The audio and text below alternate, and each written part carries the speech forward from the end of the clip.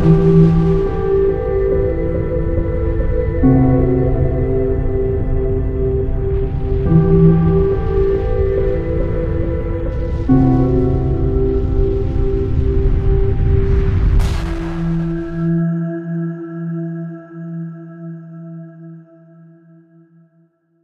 les amis, nous sommes le mercredi 27 mai 2020, toujours dans cette phase bizarre de déconfinement. Aujourd'hui, j'ai pas eu le temps d'enregistrer au bureau et j'ai dû rentrer un peu plus tôt, donc voilà, je vous fais l'émission avec, vous avez vu, une incroyable bonne nouvelle hier quand même. Ça vous a échappé. Et ben, vous savez que hier, professeur Raoult est passé sur LCI, qui pour l'occasion a commandé un sondage. Et regardez-moi ce sondage. 45% des Français déclarent avoir une bonne opinion du professeur Raoult. 35% en ont une mauvaise, quand 20% déclarent de ne pas le connaître. Alors, pourquoi c'est une extraordinaire bonne nouvelle? Parce que nous avons eu un flot ininterrompu d'attaques, de menaces contre le professeur Raoult, à tous les niveaux. Les médias, en cœur, les médias invitant sur leur plateau télé, leur radio, des médecins qui n'ont jamais vu de patients et qui tiraient à vue d'œil sur Raoult. On a les politiques qui n'ont jamais soutenu Raoult.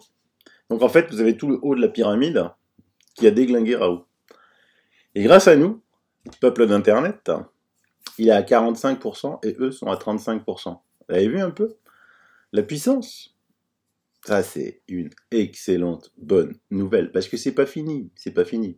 Bon, il y en a 20% qui déclarent pas le connaître, alors eux, je sais pas où ils ont été les trouver, à moins d'habiter en haut d'une montagne, coupé de tout, je sais pas trop, mais 20% ça me paraît énorme, vraiment énorme.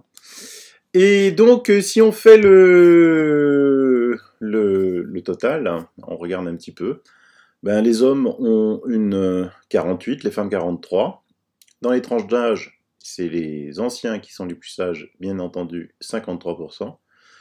Les retraités, bah, ça va de pair, hein, catégorie populaire. Les cadres, catégorie supérieure. Alors eux, bah oui, ils sont collés à BFM TV, 24h/24, on peut rien faire. Diplôme supérieur à Bac plus 2, 36, ça c'est très très intéressant. Diplôme inférieur au Bac, 53. Comme quoi, le bon sens, hein, par rapport à l'intelligence. On voit que le bon sens est beaucoup plus important que l'intelligence dans ce cas-là. Et à vrai dire, je pense que l'intelligence n'a rien à voir du tout avec le niveau d'études. Habitant en région PACA 72, ça c'est normal. Et les couleurs politiques, la France Insoumise 72, PS 44, LREM 40, Républicains 56, sympathisants RN 72.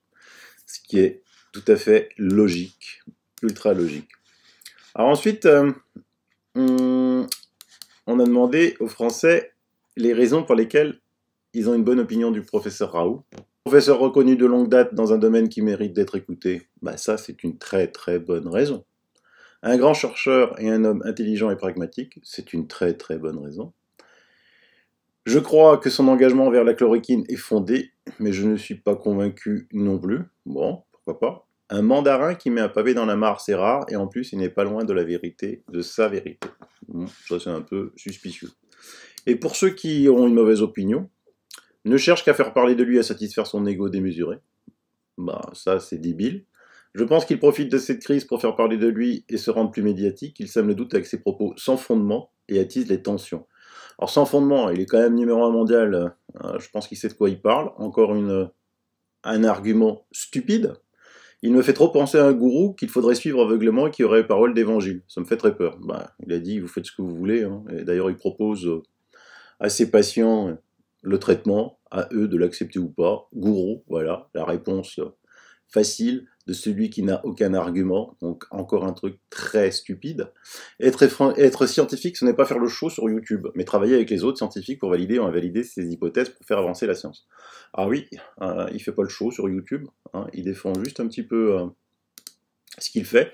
Par contre, ta remarque, elle vaut, pour ceux qui ont fait cette remarque, elle vaut pour tous les mecs qui passent plus de temps sur les plateaux de télé qu'à soigner des malades. Parce que moi Raoult, il est dans son bureau, dans son IHE, et il soigne des malades tous les jours. Hein. Par contre, ceux que tu écoutes, toi, ils sont sur les plateaux télé, ils sont dans les radios, et ils n'ont pas vu un malade. Donc, vous voyez, 4 arguments totalement stupides. Stupides. Mais, on est déjà à 45%. Ils sont à peine à 35%. Et il y a quelque chose qu'il va falloir faire, c'est que Raoult peut être pour ou contre, m'en fous. Mais il y a une chose que personne ne peut lui ôter, c'est le nombre de tests faits, le plus important en France, le nombre de malades traités, le plus important en France. Même s'ils disent, oui, il a soigné des gens qui n'étaient pas malades, oui, il a laissé crever les autres. Hein, ouais, c'est ça. Comme je vous le disais hier et avant-hier, ils ont creusé une fosse profonde derrière l'IUHU où ils jettent les morts. Et il annonce, il a les chiffres, il a les preuves, puis Raoult, il n'est pas tout seul, hein, ils sont 482. 0,5% entre les gens qui sont venus chez lui se faire traiter et les morts. Il y a eu 0,5% de morts. C'est la létalité. Or, en France, la létalité, vous voyez où elle est? Elle est à près de 20%. Et c'est le champion du monde de la létalité, c'est-à-dire c'est le pays où l'on meurt le plus du Covid. C'est-à-dire entre les gens qui ont été reconnus positifs au Covid, que l'on a traité, c'est là où il y a le plus de morts. Ce tableau, je vous l'ai déjà présenté hier aussi. Donc, il a dit quelque chose aussi de fort hier, qui s'inquiète de la létalité dans les hôpitaux parisiens, d'Île-de-France et du Grand Est. Donc moi, je souhaite que ces hôpitaux publient, comme l'IHU, leur taux de létalité, c'est-à-dire le nombre de morts par rapport aux patients qu'ils ont traités. Donc ça, c'est à vous de demander à votre maire, à vos députés, parce que le maire, le plus souvent, est le président du conseil de surveillance, je crois, je ne sais plus, je ne vais plus vérifier, d'un hôpital, d'un CHU. Donc il faut qu'il publie. Vous critiquez Raoult, vous dites que c'est pas bon. On vient d'avoir une étude biaisée, qu'un étudiant en première année de médecine, un ouvrier, voit qu'elle est biaisée s'il s'y penche un peu une minute. On voit que l'OMS, elle valide cette étude fausse et honteuse. On voit que notre haute sécurité de la santé publique valide. Et on voit que notre ministre de la Santé valide. Maintenant, sortez les chiffres. Donc, demandez. Hein. Maintenant, on va jouer carte sur table. On va voir qui ment dans ce pays. On va voir qui se fout de la gueule du monde. Parce que là, ça devient tellement énorme, que, en fait, vous nous insultez, quoi. Vous nous insultez en direct. Vous insultez le bon sens. Vous insultez l'intelligence. Et ça, c'est pas possible. Alors évidemment, vous êtes aidé en cela par toute la clique, hein. La censure hein, qui sévit. Vous êtes nombreux à montrer des exemples de censure sur YouTube ou sur Facebook, sur Twitter. Voilà. Ici, par exemple, cette vidéo a été supprimée car elle ne respectait pas les conditions d'utilisation de YouTube. Et donc, c'était une vidéo de la députée Sarah Quignal, qui était dans l'hémicycle du Parlement italien et qui accuse Bill Gates. Donc comment YouTube peut se permettre d'aller juger ce qu'un politique démocratiquement élu par son peuple dit ou ne dit pas? Regardez, c'est encore pire. Moi, ils viennent de m'enlever, supprimer le point sur l'action collective en justice avec Maître Manin et Maître Legvakes. Vous vous rendez compte un peu? Un avocat dit ce qu'il veut. C'est dans la Constitution française. Et YouTube se croit plus fort que la Constitution française. Donc là, je vais engager un référé devant le tribunal, non seulement pour demander la restitution de cette vidéo, mais pour que YouTube soit jugé. Et des épidémiologistes, eux-mêmes, des épidémiologistes sont censurés par YouTube. Donc YouTube est plus fort qu'un épidémiologiste. Et alors, le pompon, il censure Donald Trump. Donc Donald Trump a menacé ce mercredi de réglementer ou de fermer des plateformes de réseaux sociaux après signalement la veille par Twitter de 2 tweets du président américain comme trompeurs et véhiculant des informations non vérifiées. Vous vous rendez compte où on en est? Donc oui, il censure en masse. Il censure aussi de façon indirecte, toujours, comme je vous l'ai dit, Là, on m'écrit, bon, Sylvano, la censure continue se renforce. Oui, le combat ne fait que commencer et le système a peur. Je tenais à te signaler que depuis que tu as dépassé le niveau des 100K abonnés, tes vidéos stagnent. Comme par magie, chacune des 8 dernières vidéos plafonne à 80K vues. Donc non, je vais pas essayer de faire des clones, je vais pas essayer de poster sur d'autres sites. Je reste sur YouTube. On a un règlement, vous avez un règlement, moi je le respecte. Donc vous n'avez pas à faire des censeurs, vous n'êtes pas la science infuse, on est en démocratie, il y a des lois dans ce pays. Moi je respecte vos règles, j'incite pas à la haine, j'incite pas au meurtre, je ne fais pas voilà. Je suis un mec qui réfléchit différemment de vous, donc on n'est pas en dictature. Donc je ne sais pas si vous avez un YouTube en Corée du Nord, mais je pense que vous l'avez même pas, parce que mais ici on n'est pas en Corée du Nord. Alors, depuis l'étude sortie par le Lancet, n'importe qui peut voir en 2 secondes que c'est une fausse étude. Mais n'importe qui. Donc, je vous mettrai les liens. La science défie le politique. Le papier anti-hydroxychloroquine du Lancet utilise des fausses données. Écoutez, il y en a tellement, ça a tellement plu que j'arrive même plus à les suivre. Je vous mets dans les liens celui qui me paraît le plus complet, mais alors vraiment très complet. C'est dans le blog de Mediapart. Fin de partie pour l'hydroxychloroquine. Une escroquerie intellectuelle. Durant le week-end de l'Ascension, la quasi-totalité des journalistes se sont jetés sur un article de la revue The Lancet pour lui faire dire que les auteurs de cette étude espéraient l'hydroxychloroquine est un poison. Traduction en langage people dominant, le prof Raoult est un dangereux charlatan. Ce traitement médiatique est honteux et c'est une escroquerie intellectuelle. Je vous laisse vraiment lire l'article, le partager parce qu'il est vraiment somptueux, très détaillé. La conclusion, il est plus qu'urgent d'en finir avec la sacralisation de la science derrière laquelle trop de personnes dissimulent tant bien que mal leur intérêt ou leur opinion personnelle, ne se donnant jamais la peine de poser la question toute simple qui doit malheureusement initier de nos jours toute discussion sérieuse sur une publication médicale. À qui profite le résultat annoncé? On le verra un tout petit peu plus tard. Regardez, il suffit de se pencher sur les cas, parce qu'ils ont dit qu'ils avaient travaillé sur les 6 continents. Regardez l'hypertension.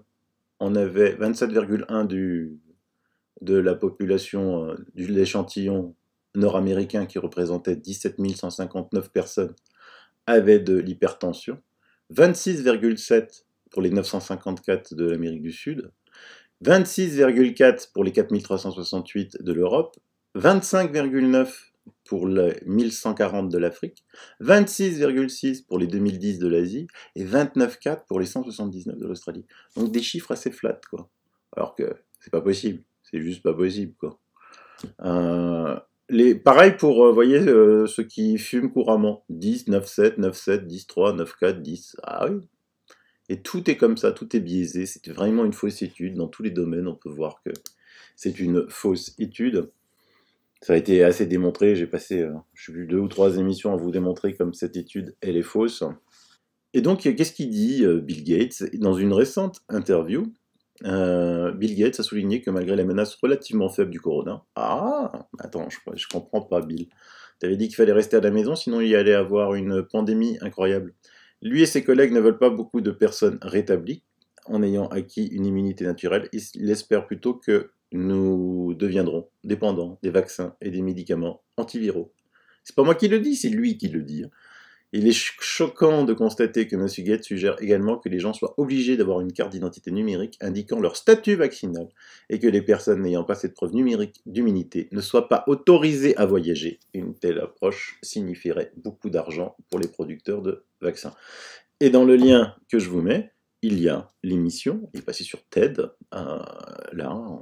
récemment, il y a même pas un mois, où il raconte ça, quoi. Ce mec se prend pour le roi du monde, c'est lui qui veut nous imposer ce qu'on a à faire, ce qu'on n'a pas à faire. Et il reparle de vaccins, en disant que les vaccins sont bons, et nous, en France, on n'a pas le droit d'avoir une idée différente. Nous, en France, on n'a pas le droit de poser une critique sur le dogme, parce que là, ça devient un dogme vaccinal. Pourtant, si on va, je sais pas moi, sur Wikipédia, qui est une sorte de médias dominants, mainstream, on ne peut pas raconter tout. Mais si on va sur le Wikipédia US. D'accord? Parce que sur le Wikipédia français, vous n'allez rien trouver, quoi.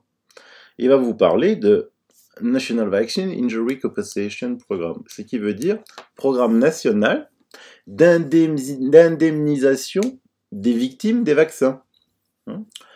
Et donc, en fait, il dit que c'est un bureau qui est de réclamation qui est à la Cour fédérale des États-Unis, communément appelé, vous voyez, Vaccine Court, ça veut dire tribunal des vaccins.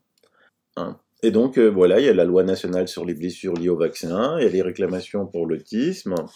Et donc, qu'est-ce que ça a donné, ce tribunal? Ben, regardez, en 2006, il y a eu 68 cas, après ça augmente chaque année, 82, 141, 131, nanana, pour arriver en 2016 à 689. Et ils ont déboursé aux gens qui portaient plainte contre les vaccins 1,740 milliards pour juste ces années-là. Et à fin octobre, c'est 4,2 milliards de dollars d'indemnités qui ont été versés. 4,2 milliards de dollars. Donc il va falloir m'expliquer pourquoi, si les vaccins sont si sûrs, qu'il n'y a pas d'effet indésirable, qu'ils ne tuent personne, pourquoi 4,2 milliards de dollars ont été versés rien que aux US. Rien que aux US. Et donc je vous mettrai aussi un article, ben voilà, Gates est le plus grand producteur de vaccins au monde, le plus grand donateur de l'Organisation mondiale de la santé, mais là, je vous ai déjà expliqué hier qu'il y avait même des gens qui n'avaient plus de fiches de salaire OMS, ils avaient des fiches de salaire de Bill et Melinda Gates. Et donc en janvier 2019, Gates a demandé à l'OMS de déclarer, c'est-à-dire à lui, l'hésitation à l'égard des vaccins, que l'hésitation à l'égard des vaccins constituait une menace mondiale pour la santé. Voilà. Et Gates, évidemment, a maximisé ses dons au président du comité du renseignement, Adam Schiff, et vous allez entendre parler bientôt d'Adam Schiff, parce que ce monsieur va passer devant la Cour de justice aux États-Unis. Et en février 2019, Schiff a écrit à Facebook, Google, Amazon, leur demandant de censurer la désinformation sur les vaccins. Un terme signifiant tout scepticisme à l'égard des déclarations du gouvernement et de l'industrie sur l'innocuité ou l'inefficacité des vaccins, qu'elles soient vraies ou non. Les vaccins sont à la fois efficaces et sûrs, avait écrit Schiff. Il n'y a pas de preuve que les vaccins provoquent des maladies mortelles ou invalidantes. Et là, c'est un pur mensonge. Vous savez qu'aux États-Unis, quand on ment, c'est plus grave que quand on commet un délit. On jure sur la Bible de ne pas mentir. Attention. Un an plus tôt, Schiff avait effectivement poussé un projet de loi visant à augmenter le budget de l'administration du fameux tribunal des vaccins que je vous ai montré tout à l'heure à 11 millions de dollars. C'est-à-dire qu'il donnait 11 millions de dollars à ce tribunal parce qu'il avait trop d'affaires pour engager des gens pour pouvoir réduire les retards dans les dossiers concernant les demandes d'indemnité. Et donc, comme vous le voyez, le tribunal avait déjà versé plus de 4 milliards de dollars pour les décès, parce qu'il y a eu des décès aussi, ou les handicaps liés au vaccin. Donc, voilà ce qui se passe. C'est écrit dans Wikipédia. On a le responsable, Adam Schiff, qui a menti, et ça vaut cher aux États-Unis. Il va passer devant la Cour de justice, mais on continue à nous censurer. Et pour vous faire comprendre toute cette incroyable chose, il y a Douste Blazy, qui est ancien ministre de la Santé et cardiologue aussi, qui est passé sur BFM. Et donc qui a lui aussi démonté, je vous mettrai toute l'interview, démonté complètement la fausse étude du Lancet. Du reste, le Lancet refuse toujours de publier l'étude sur 4000 patients du professeur Raoult. C'est quand même assez dingue quand même. Et donc à un moment, il démonte complètement cette étude du Lancet et la journaliste s'étonne, quoi. Mais alors, si cette étude est fausse, pourquoi l'OMS déclare l'hydroxychloroquine? Parce que là maintenant, non, c'est interdit l'hydroxychloroquine. Olivier Véran vient de l'interdire. C'est quand même un truc de malade. Alors qu'on n'a fait aucune enquête sur le paracétamol. Aucune enquête sur le paracétamol. Et ça aussi, je vous ai montré depuis plusieurs émissions qu'il y avait plus d'effets secondaires avec le paracétamol qu'avec l'hydroxychloroquine. Et ça, c'est les chiffres Vigibase de l'OMS qui le dit. Donc écoutons quand même la réponse de Douste Blazy quand la journaliste coincée en disant « Mais alors, qu'est-ce qui se cache derrière tout ça ?» Donc 20% des gens sous hydroxychloroquine ont besoin d'oxygène, et dans le groupe contrôle, c'est uniquement 7. Donc c'est totalement biaisé. Donc si vous donnez des hydroxychloroquine à des gens qui vont mourir, c'est sûr qu'ils vont mourir. Mais on a du mal à comprendre pourquoi est-ce que des scientifiques, des études biaiseraient, c'est-à-dire... C'est ça, c'est le grand sujet. C'est le grand sujet que l'on se pose tous, au fond. Vous connaissez ces conférences Chatham House à Londres. Rappelez-nous exactement. Alors, c'est extrêmement intéressant. Ce sont des réunions complètement à huis clos, uniquement avec des experts. Personne ne peut enregistrer, personne ne prend de photos, il n'y a pas de... C'est uniquement entre experts. Top secret. Top secret. Mais il y a quand même eu une réunion l'autre jour des responsables des revues scientifiques, type Lancet, New England Journal of Medicine. Lancet, qui est donc la revue dans laquelle cette étude... Ce sont des revues extraordinaires, ce sont des revues... quand c'est écrit dans Lancet, je veux dire, c'est écrit dans Lancet. Donc c'est pour ça que là, on parle de quelque chose de très important, là, cette discussion. Et ça a fini par fuiter. Le patron de Lancet, Horton, a dit « Maintenant, on va plus pouvoir, au fond, ça continue, publier des données de recherche clinique parce que les laboratoires pharmaceutiques, aujourd'hui, sont tellement forts financièrement et arrivent à avoir de telles méthodologies pour nous faire accepter des papiers qui, apparemment, méthodologiquement, sont parfaits, mais qui, au fond, font dire ce qu'ils veulent à cela. C'est très, très grave. Mais ce que vous nous dites est très grave. Ça voudrait dire que ce sont les laboratoires pharmaceutiques qui mettent la pression, une pression y compris financière, j'imagine, sur les résultats scientifiques. Mais dans ce domaine-là, vous comprenez qui on peut croire encore aujourd'hui? Non, mais c'est pour ça que je me permets de vous en parler, parce que c'est un des plus grands sujets. Enfin, jamais personne n'aurait pu croire, comme moi j'ai fait de la recherche pendant 20 ans de ma vie, jamais j'aurais cru que le patron du Lancet puisse dire ça, et le patron du New England Journal of Medicine aussi. Il a même dit que c'était criminel. Le mot a été employé par eux. C'est-à-dire que, si vous voulez, quand il y a une épidémie comme le Covid, au fond, il y a des gens, nous on voit mortalité, quand on est médecin, ou vous, on voit souffrance, il y a des gens qui voient dollars. Voilà. Eh bien, aujourd'hui, personne ne s'attendait à ce qu'au fin fond de la France, il y ait quelqu'un qui dise, après tout, l'hydroxychloroquine, pris au début, c'est un antiviral, c'est un anti-inflammatoire. Pourquoi, au début, sur le pro début, regardez mes chiffres. Et là, ça a créé une polémique effrayante, parce que vous avez des grands laboratoires, il y en a un américain que l'on connaît tous, qui, justement, a dit, mais c'est pas possible, c'est le moment où jamais de gagner des milliards. Et donc, chaque fois, je vais le dire, parce que moi, j'ai aucun problème avec ça. Lorsque le Remdesivir, c'est-à-dire que le médicament de Gilead, lorsque Gilead fait une étude, signée Gilead, en disant « mon médicament marche », le Wall Street Journal, le lendemain matin, publie plus 4 milliards, Apolline de Malherbe, plus 4 milliards de valeur boursière. Le jour où quelqu'un, comme moi ou un autre, dit « mais attendez, j'ai pas vu l'émission de mortalité, moi, sur telle étude », il perd 4 milliards. Lorsque Moderna, qui est pourtant une magnifique entreprise d'un Français à Boston, dit « j'ai trouvé le vaccin à propos de 9 cas, un essai de type 1, c'est-à-dire il n'y a pratiquement pas de preuves. Il prend 30% le lendemain. » Alors comment on échappe à ça? Je crois qu'il faut échapper à ça. Il faut vraiment réfléchir à cela sur le plan mondial. Je ne sais pas, voilà, enfin, je pense que là, je ne sais pas en fait vous répondre. Ce que je sais, c'est que ça va se passer au niveau des chefs d'État et de gouvernement. C'est une guerre, hein. C'est une véritable guerre, je vous l'avais déjà dit hier. Ce qui est impressionnant, c'est que maintenant, moi avant quand j'étais tout seul, quand les lanceurs d'alerte, on était quelques-uns à dénoncer Big Pharma et sa mainmise, personne ne nous croyait parce que c'était pas visible, on voyait pas. Maintenant, c'est à la face de tout le monde, quoi. C'est visible, tout le monde le voit. Tout le monde le voit. C'est assez impressionnant. C'est vraiment très impressionnant. Je pensais pas vivre cela un jour. C'est en direct. En direct, tous les jours. Tous les jours, on se moque de nous.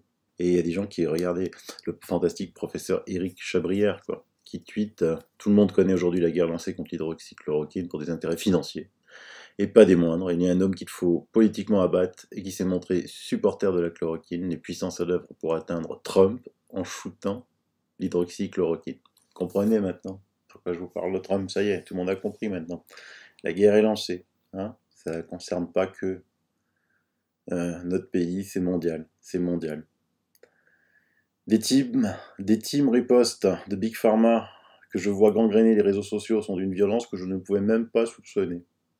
Nous ne faisons pas de politique ici. Biden avait voulu s'intéresser à nos travaux. Il était le bienvenu. Alors voilà, IHU, la Gaule. Et oui, mais il a tout compris, professeur Éric Chabrier. Vraiment tout compris. C'est ça. Et ces petites teams ripostes sont payées par Big Pharma, l'OMS, je vous l'ai déjà montré dans mes émissions. Ils payent des débunkers professionnels, c'est toujours les mêmes. C'est toujours les mêmes, vous verrez toujours les mêmes. Dans tous les sujets. Sur tous les sujets. Voilà. Mais maintenant, n'oubliez pas le bon chiffre, 45. Et encore rien publié, Raoult. Ils ont encore rien publié, les autres. Les études randomisées, double aveugle, placebo, montrant que l'hydroxychloroquine avec l'azithromycine ont sauvé de multiples vies. Et du reste, tiens, une bonne nouvelle que je viens d'apprendre quasiment en live, en direct, le roi du Maroc dit non à l'OMS et continue à autoriser l'hydroxychloroquine. Voilà. Il y en a beaucoup comme ça qui vont suivre. Et donc ensuite, il va falloir rendre des comptes pour les autres qui se sont précipités, tête baissée, dans cette fausse étude. C'est pour ça qu'on a lancé une action en justice. Voilà, je vous dis demain pour d'autres nouvelles, sauf si ça se calme. Si ça se calme, je suis pas là, vous inquiétez pas. Si je suis pas là, c'est que il n'y a pas grand chose à commenter. J'en viens passer à autre chose. On termine la guerre et on passe à autre chose. Allez, bye bye, bisous.